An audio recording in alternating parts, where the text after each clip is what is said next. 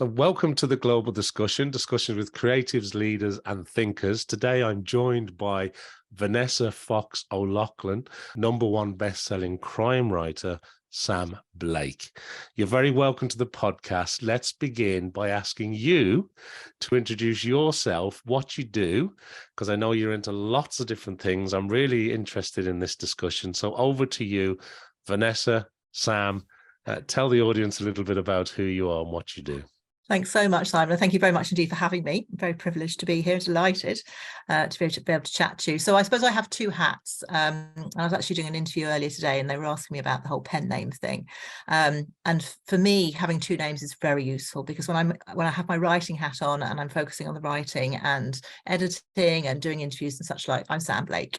And I'm a bit like I'm a character from my own creation, if you like, in some ways. That means I can park all the business stuff because obviously with my Vanessa hat on, I run a website called writing.ie and a publishing consultancy called Inkwell. And I also have, this is where the two things cross, I have a international crime festival that I run to, which I started there a few years ago. And that's with both hats on. So it's my Sam Blake crime writing hat, but my Vanessa organizer hat. So yeah, two different lots of stuff going on the whole time. And tell me then, so what came first? The festival? Well, do you know something? It's all grown out of the writing. So the first thing that happened back in 1999, my husband went sailing across the Atlantic for 8 weeks. He went on the Atlantic Rally Cruise and it was November. And I knew a few people in Ireland. I'd been here a while, but I didn't have this extensive network of people to go out partying with every night. So there were some long, dark evenings and I had an idea for a book. And I literally started writing longhand. And I was working for an event management company at that point. So I used to go into the office in the evenings and the weekends. It was I think it was the first corporate event management company that was set up in Ireland.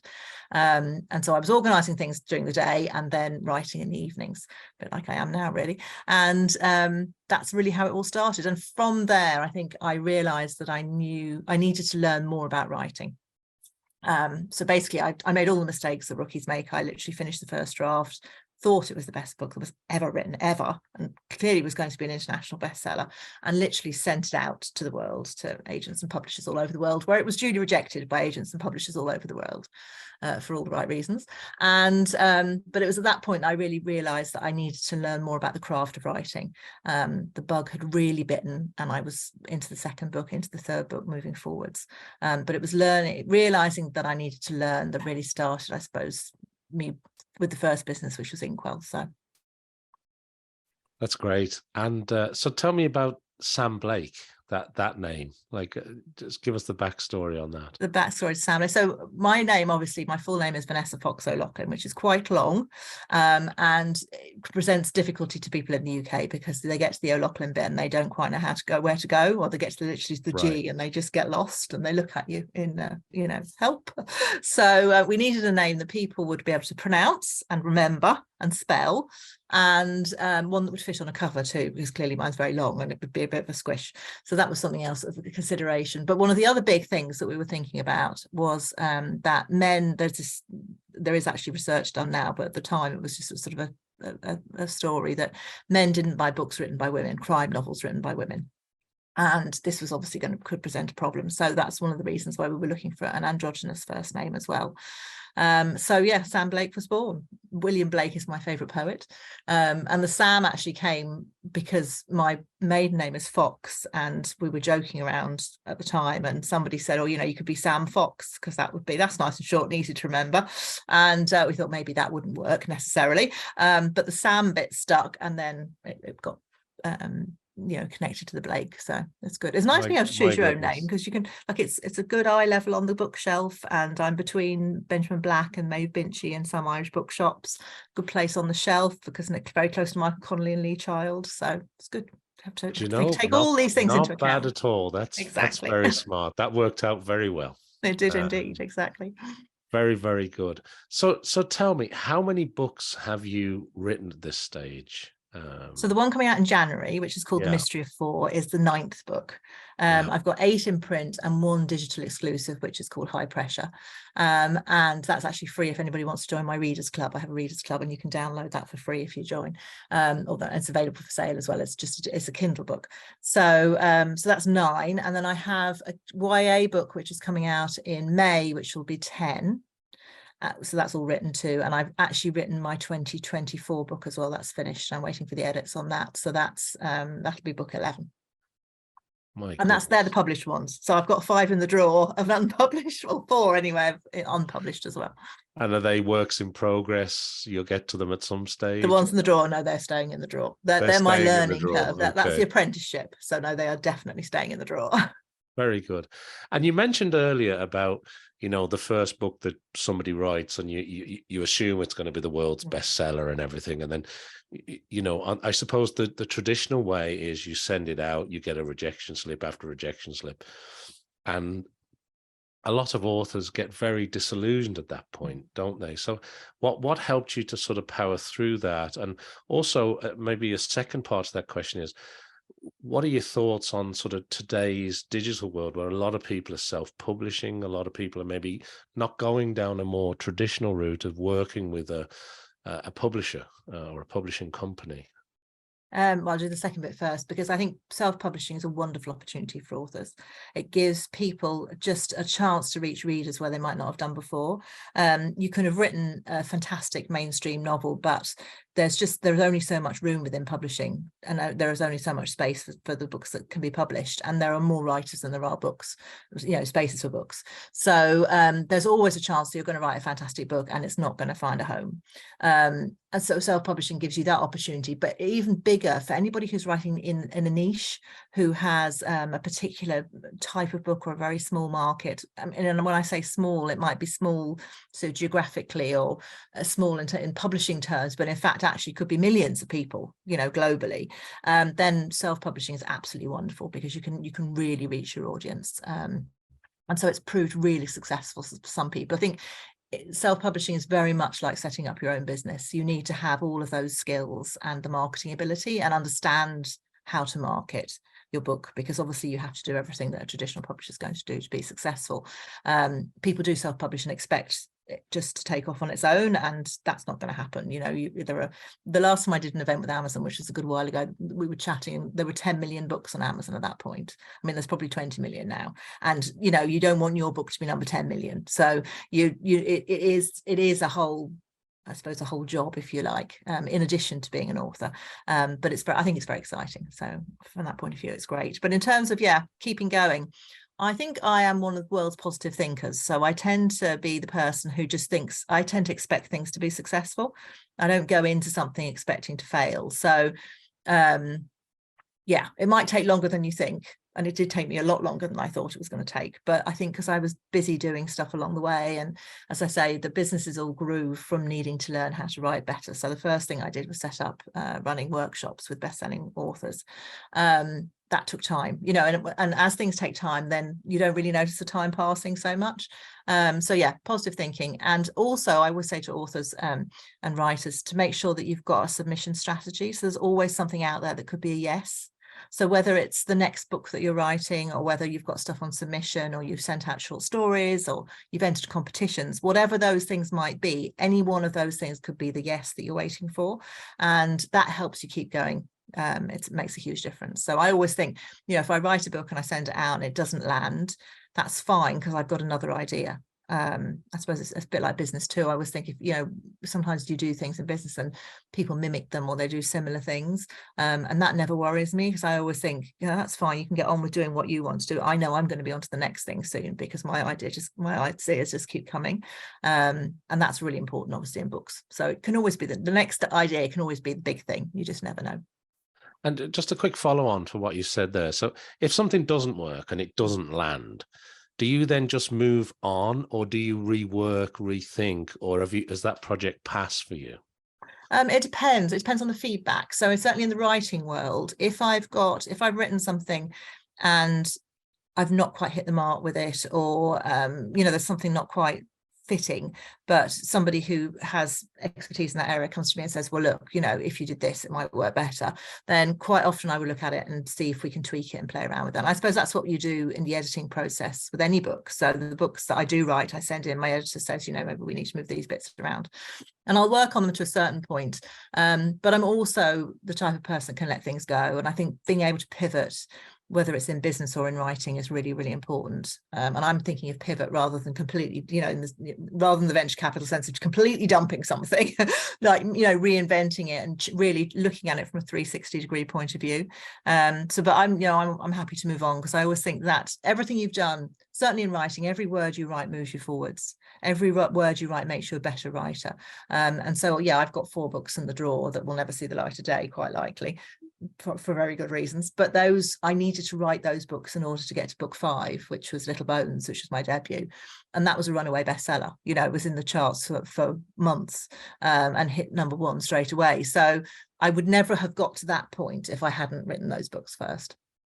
Yeah, I was going to mention that title because that was a huge success. So congratulations. And I love the, you know, every word you write moves you a step forward. You know, it is that, and that, I suppose, that optimism that you mentioned at the start, and that sort of, I'll just keep going here because I believe in what I'm doing. It's not easy.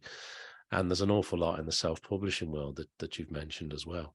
I want to ask you about the genre of writing that you do, though. So obviously it's very much in this sort of crime writing, you know, bit of thrilling, bit of suspense in there. What attracted you to that? Why was that always something you were interested in? Is that what you read yourself, or you know, who were the authors that sort of inspired that in you?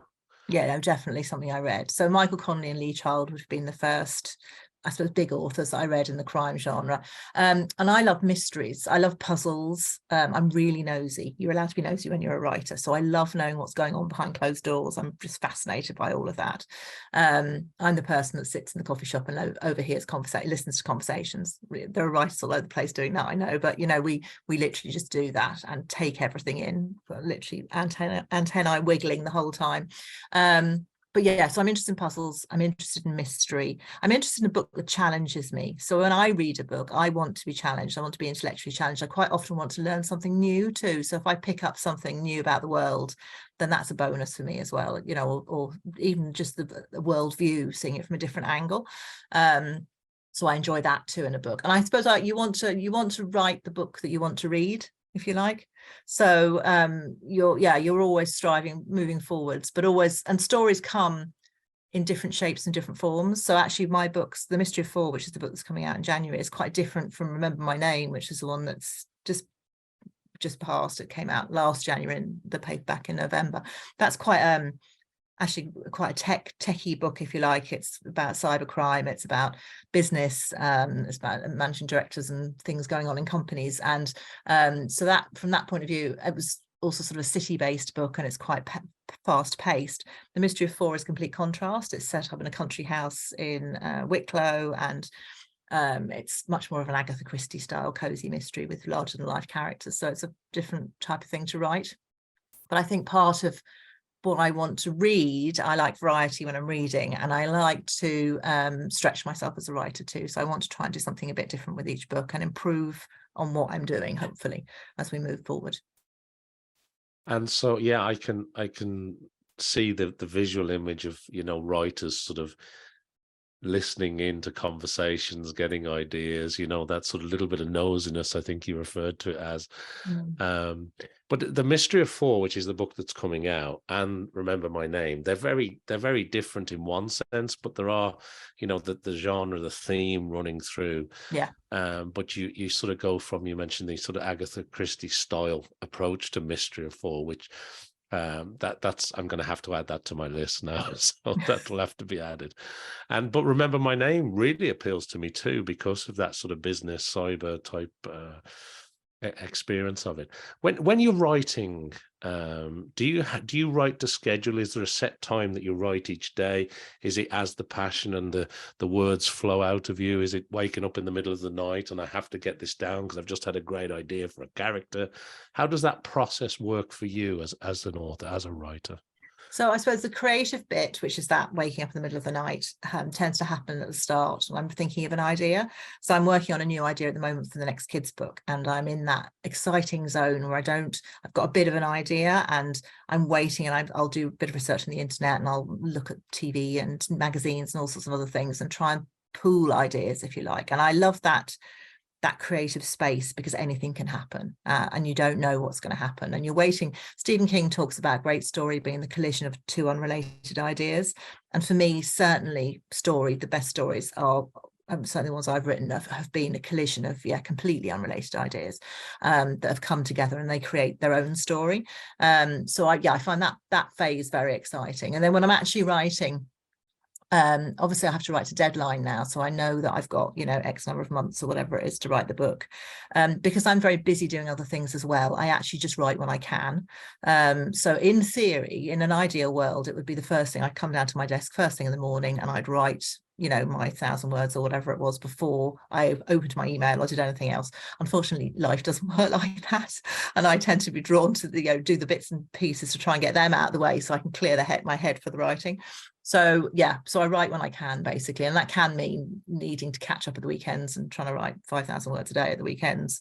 But I love writing in lots of different places. So I travel a good bit, and I'll write in coffee shops and on planes and on trains, and I love that. Those pockets of time I find are really great, because you're much more productive if you've only got 20 minutes or half an hour or an hour, than if you people talk about going off, oh, you should go to a writer's retreat and spend a week, and I know that'd be a total disaster for me, because I'd be climbing the walls after about half an hour, because I wouldn't have enough stimulation, and I work much better when it's very intense. So.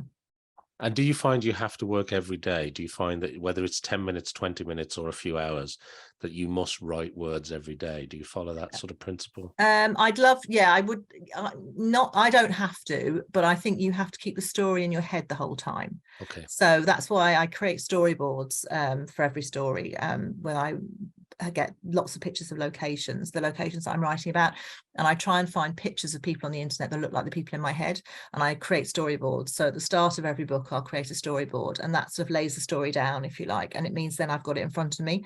So certainly when I was writing Little Bones, which was the first one, I found that enormously useful, because I wasn't under deadline, and I was, that took much longer to write than most books, because I was trying it out and redrafting and stuff. But I remember that storyboard, I could sit down, and that storyboard brought me straight back into the story. So that's really very useful. In terms of writing, I really should write whenever I can. That's the thing. You're trying to fit it in around the edges. But and it can be quite intense, but then I'm a very focused person, and I tend to sort of compartmentalize things. So I'll spend a couple of hours working on X project, and then I can flip to the next project quite easily. So I don't have to write every day, but I have to keep the story in my head and write. I suppose I write every week for sure. So I'd be aiming to write 5,000 to 7,000 words a week when I'm in the writing zone, when I'm on deadline, and where those fit in. As I say, sometimes they can have to do it all at the weekend because you've had a busy week. But that's what the aim is, to try and have that objective. And do you still get a kick out of being in a bookshop and seeing somebody buy your book or seeing them on the shelves? Is that still as exciting as it sounds? Yeah, it's mad when you see somebody else picking it up and looking at it. Or I was on a dart and somebody was reading one, and somebody actually texted me once to say they were on a plane, and there were two people sitting next to them, and they were both reading different books, and I find it utterly bizarre that anybody I don't know is reading them at all. So when you get reviews in and it's like, I don't know her at all, I just find that really strange. I don't think it's wonderful. It's exciting. That's great. I just want to ask you another question if I can.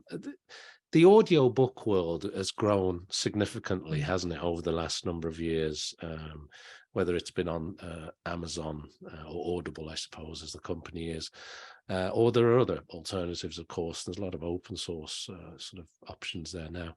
But people are listening more and more to audiobooks. What are your thoughts on that? How does that work in your world? Or do you like the idea of cracking the spine of a hardcover book or a paperback? Well, I'm a reader. I'm a book reader. I don't tend to listen to audio. I think it's because my mind I don't have that bit. My head's always too busy. And if I'm doing something, I suppose if I'm doing something, then I can listen to it. So if I'm in the gym or whatever, then I would listen to snippets of stuff. But I tend to use that time when other people listen to audios and podcasts and stuff to be thinking about the story. So I don't have much downtime, if you like, in my head. If that makes sense. But I think for the rest of the world, I think they're absolutely amazing, because, you know, whether you're commuting, if you're walking the dog, if you're just going for a walk yourself, if you're in the gym, or you can use that time now to read effectively. And I think the audio experience it's like watching a movie. It's a different experience to reading a book, and you're absorbing story in a different way. And I think that's really exciting. It's very exciting for a writer to be able to have your work, you know, executed in different medium, if you like. So yeah, it's great. My audiobooks sell extremely well too. So I am very happy with the audio market at the moment. Yeah, and I suppose in books of some description, like you touched on children's books earlier as well, the illustration, the talent of the illustrator, you know, whether it's the cover or whether it's something in a book, depending on the genre and the age, etc. But then with the audio world, it comes down to, doesn't it, this voice talent, the actor, the person that can bring it to life, whether that's the author themselves or whether it's somebody that, you know, people just get used to listening to that kind of works for a particular author. Yeah, no, definitely. I think it makes a massive difference if you can get an actor to do it, because they bring so much more. It's like, I think that's what is very interesting to me about scripts too, is that when you write a script, when you write a book, you're in complete control, and that's your world, and you're making the world. And my job is to create the pictures that I see in my head, you know, recreate them as words on the page so they form pictures in your head, and they're similar pictures. When you write a script, you've got this extra dimension of the actors coming in, and they can completely change what you've created with their own creativity, if you like. And I think audio is the same, because the person who reads the book makes a massive difference to the readers or the listeners' enjoyment. So yeah, and I know from doing events, when you get the difference between an author reading their own book and an actor reading the same piece is just, they're stunning. So you know, getting somebody who really understands that world, that sort of the acting, the way to deliver stuff, makes a huge difference, I think. Yeah, and it can make a huge difference to people's enjoyment of the book too. I think I have an actress called Aoife McMahon who does mine, and people love her. She does Sandy Rooney and all sorts of different people. And so I think she helps hugely, because, as I say, my audiobooks are amazing. They're just, I don't know what happened to remember my name, but it's sold double everything else. So I'm all over audio at the moment. I'm very pleased with it. That's wonderful. That's wonderful to hear. We talked an awful lot about writing and, you know, the passion and all your continued success. It's wonderful to hear. But I wanted to ask you a little bit about your publishing consultancy as well, the Inkwell group, because that's something that you also have to put time and energy into. So maybe could you just tell us a little bit about that? So when I started Inkwell, as I said, mentioned right back in the day when I realised I needed to learn how to write better, I decided it would be really great to do some courses, but I couldn't do like an evening class because my husband was working shifts, and really I wanted to do a one-day class. I wanted to do on a Saturday. I wanted it to be in a nice hotel, not in an awful drafty, you know, tech college somewhere. You know, I've been 18, I've done all that bit. And so I created Inkwell, which was a series of one-day intensive fiction writing workshops, and I wanted to hear from best-selling authors, so that I wanted to make sure that I had the right people facilitating these. So event management hat on all the way down the road. And it turned out that I wasn't the only person that wanted something like that. And those workshops became phenomenally successful. But then when the recession hit, literally the bottom fell out of the market overnight. I mean, they were very high end. And I had to have a really good think about what I was going to do and how I was going to keep this business moving. Because at this point, the business was giving me the time to be able to write. So I was able to, you know, to be doing that and then get the childcare for the hours that I needed to do the writing. And one of the things I had developed over the period of time of running these workshops was lots and lots of connections. I'm really interested in people and connecting people. And I spent a lot of my time just meeting and talking to people and, you know, in loads of different fields. But I'd met lots of people in the publishing industry. So really, again, it's that pivot situation where you say, you look at what you've got, look at what's needed. And there was, at that point, there was still nothing really out there. There wasn't a writing.ie out there at all. There was, you know, there weren't really, certainly in Ireland, there wasn't anybody who was helping new authors along the way. And so basically the idea of Inkwell and the publishing consultancy side of it was to provide all the services that hadn't been there for me when I started out. So basically the main thing we do is readers' reports, and I have a couple of authors who read manuscripts and then give critique back, one-to-one critique effectively on those manuscripts.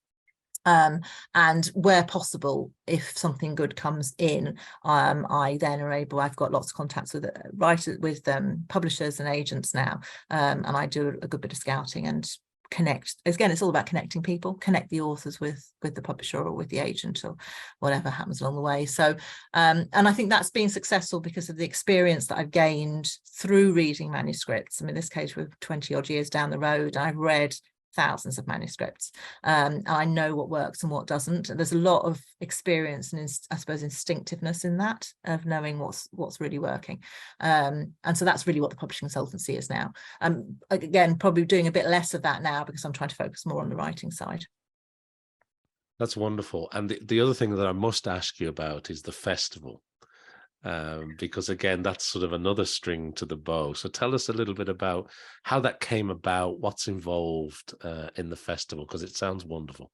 So we have lots of festivals in Ireland. We have loads of literary festivals. We don't have very many genre-driven festivals, and crime is one of the biggest selling genres in the world, and we have some of the best crime writers in the world. So I always felt that there was a gap there. What was happening was that, and still does, is that crime writers would get a panel in a literary festival. There'd be 2 or 3 crime writers, and they'd be sort of the token people.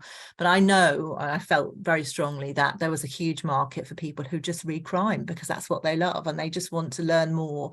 And when I was at Harrogate, actually, the crime festival in the UK there last year, somebody said to me, I come to a festival so I can find new authors. And I thought that was really exciting. It was a great opportunity. So yeah, we didn't have one. So therefore I thought, well, this is something we can do. And I set up Murder One. I forgot, was it 20? We're on number 5, I think now. I don't know how many years. We had two or 3 years of in person and then 2 years of pandemic. No, 2 years of in person, 2 years pandemic, and this year was the 5th year. So yeah, it's fun. It's great. It's a great opportunity for readers to meet writers. I was sitting in the audience doing the questions actually this year, and we had Mick Herron was on. It was Steve Kavanagh was on the stage, and the woman sitting next to me wanted to ask a question, and obviously passed the microphone to her, and she said, I came here last year and I heard you talk, and I started reading your books, and she says now I'm a total fan, and that's really what those types of things are about. They're about introducing new readers to new writers. So yeah, that's basically it. That's it. And how did the pandemic, obviously you couldn't meet in person for the festival, so did that transition work seamlessly? Was it a huge upheaval? And you obviously transitioned back now to in person. Well, I'm very lucky because a couple of years ago, I was approached by some venture capitalists it was a good few years ago, who wanted to create something called Writers Web TV. There's a thing in America called Creative Live, which are basically online workshops which run all day. And they started off in photography and then branched off into other areas. And these guys had seen this model and they thought it was great. The idea is that you run a workshop, it lasts all day, but not everybody can sit down and watch it all day, so that they can see everything for free, but if they miss a bit then they can buy the package.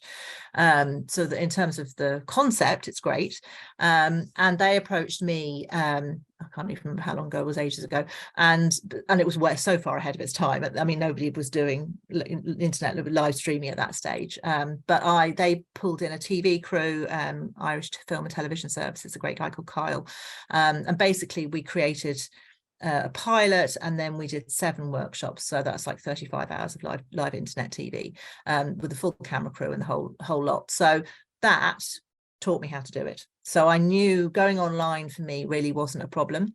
Going online in terms of Zoom and all those types of things, obviously I'd done before as well.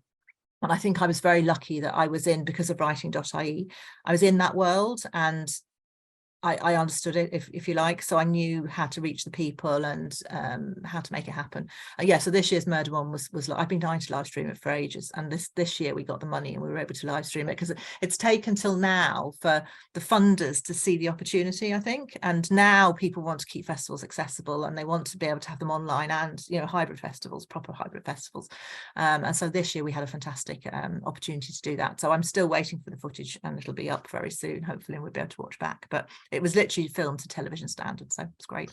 That's brilliant. And I suppose it helps you reach a more of a worldwide audience, doesn't it, when you can write Totally. for Yeah, we yourself? have people from Yeah. literally from all over the world watching. Yeah. And we have international authors, they're selling all over the world. So they pull people in. It was great. It's very exciting. Good fun. So look, we've covered a lot there. We've got obviously the Sam Blake element and all the success and the books, the Inkwell group we've talked about, Murder One, the festival, the events company, and then is writing.ie something different? How Writing.ie does grew that out of fit in? Inkwell. Yeah, it's basically I think it's actually the world's only national writing resources website, and it's certainly the biggest one in Europe now. And basically what happened was every time when I started off with Inkwell, it was very rudimentary, and I had this email mailing list that I used to send out. We were talking earlier before we came on about MailChimp and all these types of different facilitators. This was just literally email. And I used to send out this newsletter, and literally I'd hit send and 3 people would email me and say, did you know about this competition? Did you know about this festival? Did you know, and these are the things that were in the newsletter. And I thought to myself, I'm building this network of people, and if I don't know that these things are happening, how does anybody else know that these things are happening? And I really saw an opportunity for there to be a place where you could find the information you needed, where the information was reliable, where it was provided by, authors. And then there was information about events and courses, and also actual how to write, magazine type articles. And I've discovered that the writing, first of all, I had a meeting with somebody who was looking for writers for a niche domain, a whole load of niche domain websites.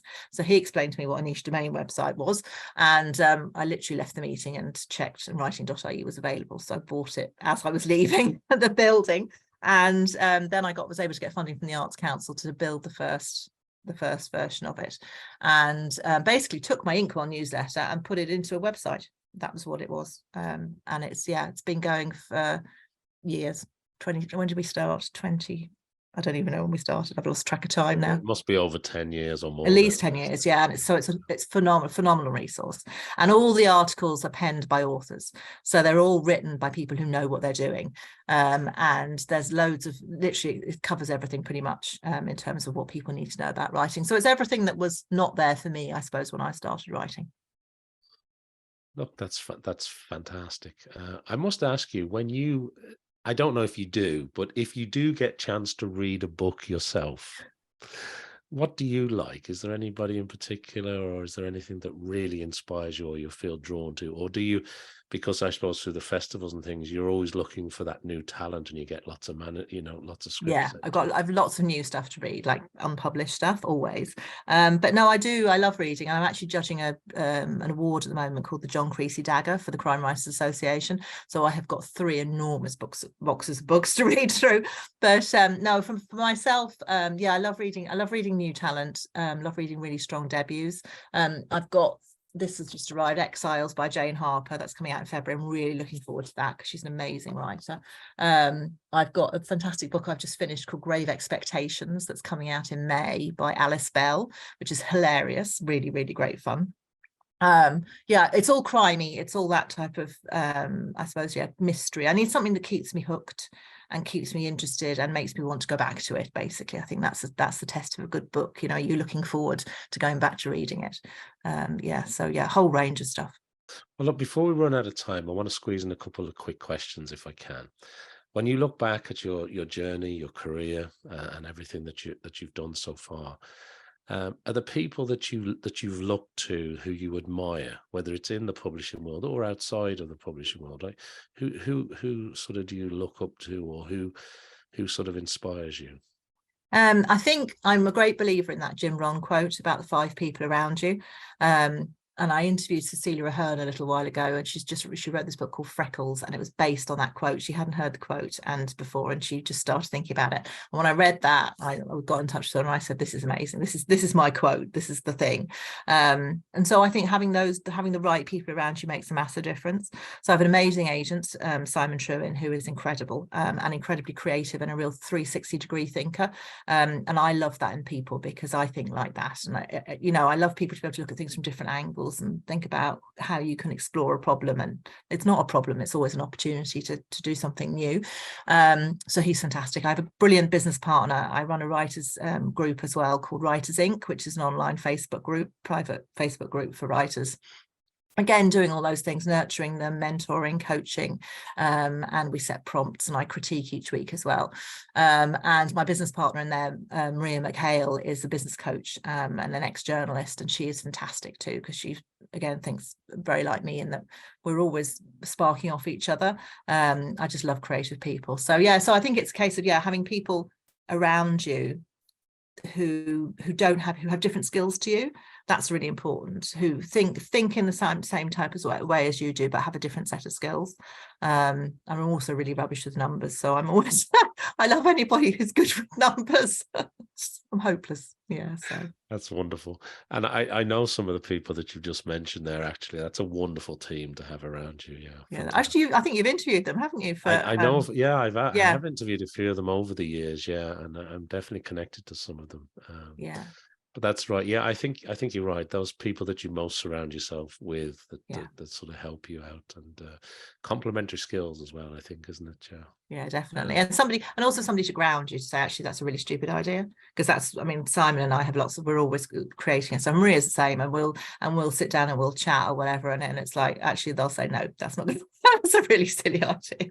But that's good too, you know, because that's where I think when you come up with stupid ideas, that's when the good ones come, because they grow and they develop. And, you know, and that's the same with the book. It's, you know, what you start with as an idea for a book and what it ends up with can be completely different. And it's that sort of, I suppose, genesis of an idea is really important on any it's project. almost the arc of the idea, isn't it? Like a story arc. You've kind of got this creation arc, haven't you? Where it has to develop together. As it's whatever it is, whether it's business or whether it's a book. Yeah, wonderful.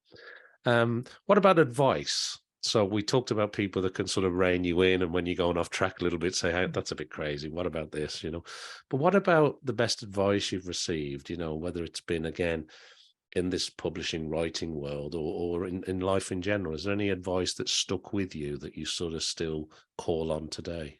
Yeah, I suppose there's two things that stuck with me. When I was I'm going to get this wrong now, but when I was in university, I remember being in Waterstones and Gower Street and flicking through a book and finding a quote by Fèvre. And it was, this is why I'm going to get this wrong. I think it's everywhere there are opportunities, but man as master of the possibilities is judge of their use. And I love that sense, the fact that there are opportunities everywhere, but you need to be able to, I suppose it's you spotting them and making them into opportunities.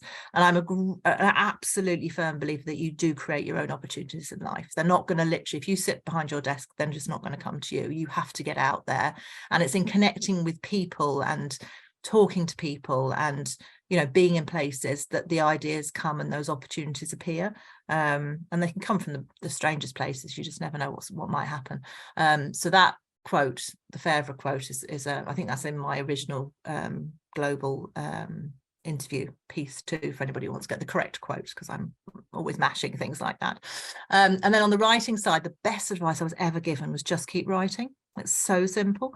And I remember a friend of mine, Sarah Webb, she's written 40 books now, she must have done by now. We had dinner, we were having dinner once. I remember sitting across the table and she said, you just need to keep writing. And I was on about book 3 then, so I still had a long way to go, but I knew I was heading in the right direction. And that absolutely was the best advice, because, you know, if at any point I thought, oh, well, you know, it's not going to happen, or it's going to take 10 years, or, you know, any of those things, then I wonder whether I would have kept going. I probably would have done, because I'm, as I say, I'm a blind optimist. I just keep moving forwards, no matter how mad the path is. But yeah, just keep writing. Brilliant advice. That's great advice. And I suppose as we record this, we're obviously launching this new podcast. We're delighted that you're one of our key launch guests to be on this new podcast. But as you look forward to the year ahead, you've obviously got the Mystery of 4. That's a big one for you. You've got probably 4 or 5 other ones in the drawer. You've told me you've got boxes of books to read because you're judging something. But what are you passionate about? What are you focused on for the sort of when you look at the year ahead? So, well, this year is a year for writing for me. So this is where I try and not rein back, but get other people to look after the business side of bits and pieces. So I'm looking to get, I have a great team running the various bits and pieces, but so I suppose give them a bit more responsibility so I can focus much more on writing, because Mystery of Fools coming out in January. I've got my first YA coming out in May, young adult novel called Something Terrible Happened Last Night. So she's trying to remember the long title. And I'm really excited about that. And then, another adult that will be coming out the following January. So, and obviously I have to write in the gaps. So I want next year to be a really creative year and to really focus on the writing. Hopefully. We'll see. Fingers crossed indeed.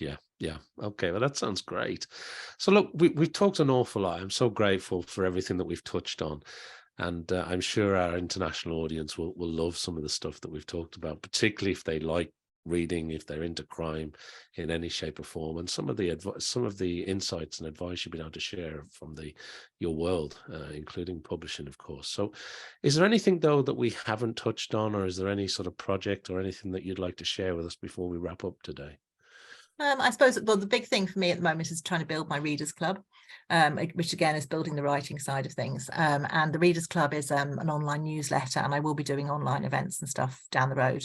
But people can sign up for that at my website, which is samblakebooks.com, and they get a free book. So High Pressure, which is my digital book, is a free download when you sign up for that. It's great, actually. It gives me an opportunity to chat to people and pass on some of the, the more personal bits and the inside track, if you like. So they'll get to see previews of books before they come out and get an insight into the writing. I'm actually just writing one. Before we came on, I was writing one. I have a what are you reading and a what are you watching section in it, and I was just doing the what are you watching, because I'm going to be watching this is a big secret coming out, but I'm going to be watching Disenchanted over Christmas, because I spent so long driving around Enniskerry, because I live just very close to Enniskerry, watching the set builds and everything. So I put lots of pictures of that in the newsletter. So that's one thing that I really want to build for next year. So pop over to samblakebooks.com, sign up. That's wonderful. That's wonderful. And we'll put some links in when we publish the episode, so people can tune in and catch up. Brilliant. In various places. But look, that's a lovely note to end on. That brings us to the end of this episode of the Global Discussion. So thank you to everybody who's been watching or listening. And of course, do the usual, like, follow, subscribe, etc. So you can catch up with more discussions with creatives, leaders and thinkers. So all that remains is for me to say thank you so much indeed to Sam Blake, Vanessa Fox O'Loughlin. It's been an absolute pleasure. Thank you so much for doing it. Thank you so much for having me.